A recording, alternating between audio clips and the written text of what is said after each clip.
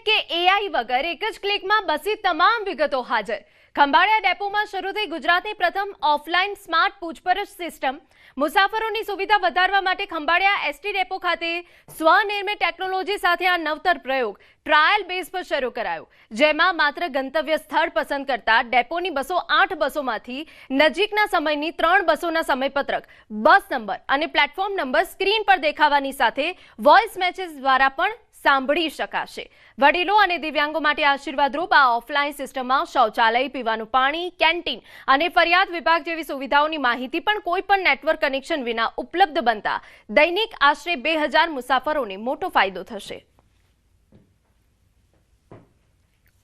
એને જે પણ સ્થળની માહિતી જ્યાં જવું છે એ બસનું અથવા તો એ ગામનું નામ પૂછશે તો એ ઓટોમેટિક જે છે એ કોમ્પ્યુટરાઇઝ છે, ડિજિટલી માધ્યમથી એને સ્પીકરના માધ્યમથી અને સ્ક્રીનના માધ્યમથી બંને એને સ્ક્રોલ થઈ અને એને જ્યાં જવું છે એ ગામનું નામ અને બસ છે એ કેટલા વાગ્યાની એને ઉપલબ્ધ થશે મળશે એની એક સારી અને સુવિધાસભર માહિતી છે એ એને પ્રવાસીને મળી શકશે। ગુજરાતમાં લગભગ પ્રથમ વખત આજે ઇન્ક્વાયરી માટે સ્માર્ટ ટીવી સ્ક્રીન ઉપર આપણે એવું પૂછ્યું મેં કે રાજકોટ જવા માટે,